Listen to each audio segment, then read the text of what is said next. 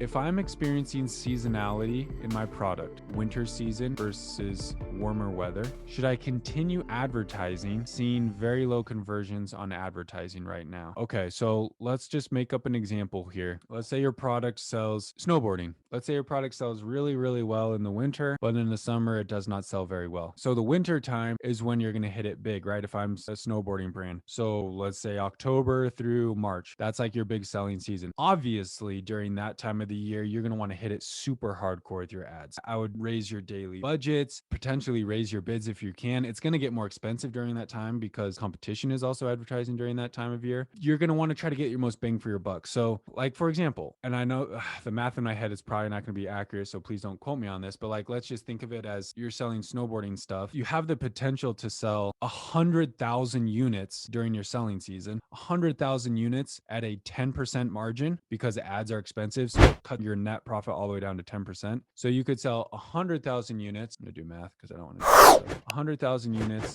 at a 10% profit margin. Let's just say it's a $5 profit. So you make $500,000 profit. You make $500,000 profit by selling 100,000 units. Or you could completely like keep your ads where they're at, tone them back, make sure you're like really, really profitable. But instead of selling 100,000 units, maybe you only sell like 30,000. So if you only sell 30,000 units, maybe you only make $350,000. But you make more because your profit margin is that much better. So it's all about kind of managing that. Do I want to go for super high volume and a lower profit margin? Or does it make more sense to tone back my ads, make a higher profit margin, but sell less? You just got to do the math there and just think about what's going to be better for your product to like go crazy with ads during the selling season. That's kind of what we do, honestly. So during the fourth quarter, October, November, December, we see a really large spike in sales. So I go way more aggressive with my ads, lower net profit margin, but I end up making more money than I would be if I would have just kept it toned back to where I was year round. That's probably the easy thing, right? You already know this. You're probably already doing this. But in the off season is when it's really hard to manage because that's when, your sales are slowing down tremendously. Like if I'm selling snowboarding gear in June and July and nobody buying snowboarding stuff, what I would do, this is just my personal thing. If I'm selling a super seasonal product like that, like snowboarding gear, I'm still running ads year round. I don't want to turn off my ads ever. But what I would do is I would just decrease my bids like hardcore. If that's what the data is telling me, like if the numbers are saying my ACOS is through the roof in June and July, I'm just going to tone back my bids hardcore. So I'm going to pull my bids back from $1.50. I'm going to pull them all the way back to like 40 cents. Heck, I might only get 2 sales a week, but I don't care because those 2 sales, my ACOS is like 12% and I made a really good profit. And that's fine. We do this with a lot of seasonal products of ours. We have a lot of seasonal design variations and I do the exact same thing during the non-season. And when I say seasonal, I mean like they only sell for like 2 weeks. So for their 2 weeks selling season, we order 3,000 units. All 3,000 units sell pretty much in the 2 weeks. And the rest of the year, they don't sell at all. So I go hardcore on my ads for those 2 weeks. I sell a crap ton of those for like the different holiday seasonality things. And then the rest of the year, my ads are like, yeah, it's like the daily budget's like $10 a day. My bids are way back. I might sell 1 or 2 a week. And they just move 1 or 2 a week really slow, but I'm making money off those. I just don't want to bleed money on those ones. So I'll just slow. Seasonality hits, boom, I pour gas on the ads. I go for volume, low net profit, but at the end of the day, it's more money than I would have made with how I was advertising before. So if you're a seasonal product, embrace the seasonal product, make your money during that time when it sells really well. And in the off season, take a step back,